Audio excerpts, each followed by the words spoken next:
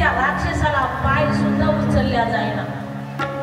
शेवटी कसं तरी बरंच तो पाय उचलायचा.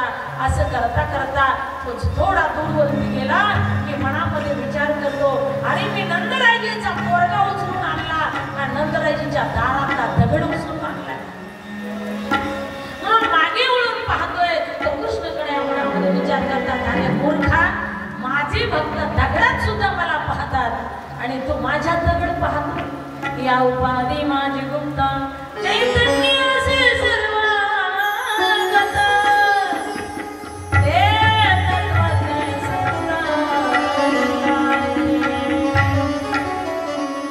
माझे भक्त दगडात सुद्धा देव दगडाच्या मूर्तीत माझं दर्शन करतात आणि हा मूर्ख माझ्या दगड पाहतोय.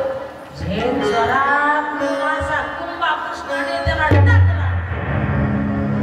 असाच टाकला जय राधेश्याम.